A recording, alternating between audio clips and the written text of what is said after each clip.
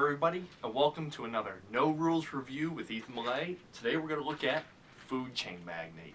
Food Chain Magnate is a 2 to 5 player game from Spotter Spellin. In this game, you are a restaurant CEO trying to outcompete everybody else to get the precious few sales that are going on in your neighborhood. You do this by promoting food items, making those food items, and then trying to sell them for the best price possible. This is a very cutthroat game. This is my most played game. At this point I have 60-something plays of this. I love this game. It doesn't unseat my #1 game of Roads and Boats because that's just so unique, but if there's a close runner-up, it's this one. What can I say about this game? This is a game where you really have to test your mettle against everybody else that you're competing against. You need to be able to read the board and react. You have a couple of options, a couple of main basic options. You can either go for this massive restaurant that can easily produce everything you think you might need, or you go to be very nimble, be able to jump from one thing to another, and both strategies can work. It's very dependent on the board, and what's great about this game is each and every round there's a random set, or each and every game is a random setup of the board. What do I want to say? Now, some people don't like this game. They don't like the aesthetics of it. I think it's wonderful. You got these great little player aids that look just like menus, and don't be daunted like that. This just shows you how the employees work, because what you have is you can hire a basic set of employees who are decent at what they do, but they're not great. But you don't have to pay them. They can then be trained into better and better employees, and if you follow these little arrows, you'll see how they can get trained up. The better employees can do more for you, but they cost you money, and every round you have to pay your employees. You start with no money, so to pay employees, you have to have a successful business. There's another one of the criticisms people have of the game is they say it can be brutal. If you fall behind, you're done. Really, you are. There's no catching up. The people ahead have more money to react better, to do better. They can even be, I mean, this is a perfect little economic game in a box. They can be a loss leader if it means driving you out of the market. You know, they can undercut you on price if it means that they're going to be able to make you have to fire people that you need. Now, as I said earlier, some people don't like the aesthetics. These are the tiles of the board that you play with. So you see, not the most flashy things, but again, it doesn't need to be. This has everything you need to see on it. These are the houses you sell to. These are where you can get some of the drinks from. It doesn't need to be flashy. The cards, I think, are very nice looking. You know, here are some of your basic employees, your kitchen trainee, your marketing trainee, your errand boy. The aesthetics are very nice. It's got that nice sort of vintage 50s diner kind of feel.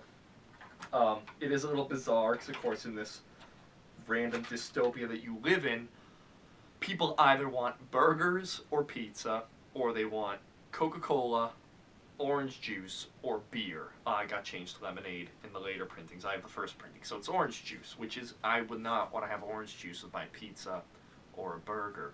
But that's not really the point. It can be a long game. I've played 2-player, 3-player, and 4-player. I haven't played 5, but like so many of these games, the higher up in player count you go, the longer it's going to be.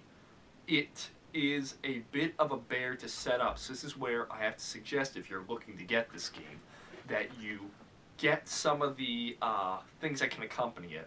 On Board Game Geek, at least at the time of recording this, you can buy these great little player whiteboard aids.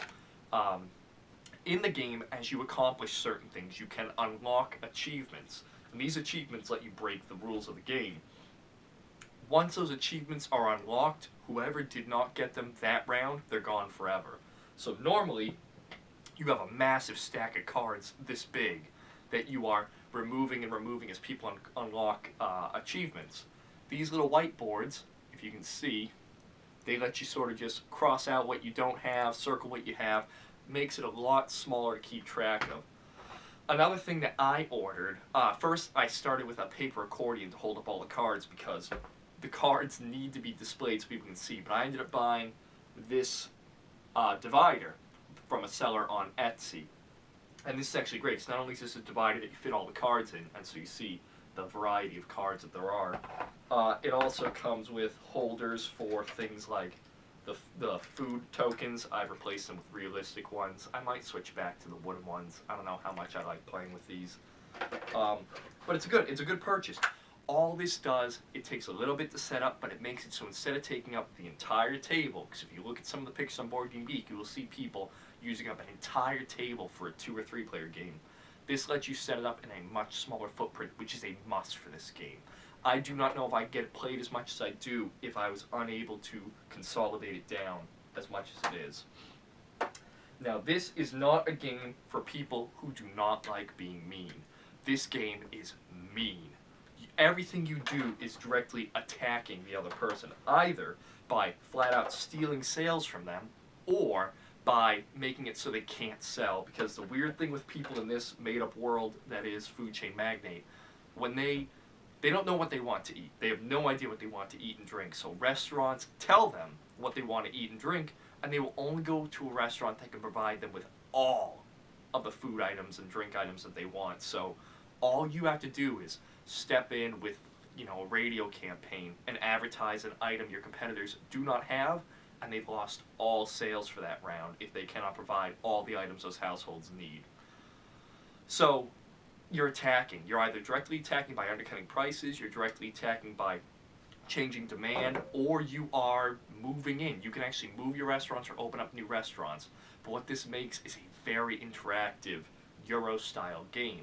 It's very thinky, it's very mathy. You have to be very careful with what you do in terms of pricing. I had one competitor once who didn't pay attention to their discounts, and they actually sold at a loss. So they were paying people to eat their burgers. So you gotta be careful. This game is probably victim, the one thing it's victim to if you don't play it enough is groupthink. When I started playing this game with my brother-in-law, there was one strategy we said, that is the dominant strategy, you can't beat it. We kept trying to beat it, we found another strategy, we said, that's a dominant strategy, and you can go online, you can read half a dozen strategy articles telling you that this strategy is garbage, that strategy is garbage, or this strategy is unbeatable. The thing is, they're really not. I trust the Splotter guys to have done enough playtesting that they know what they're talking about. They know how to design games. Pretty simple rule book. There's not much to it. Again, this is one of those games that follows a very methodical flow pattern. You put all the employees back in your hand, because the employees are cards, and you lay them out in front of you to start the round.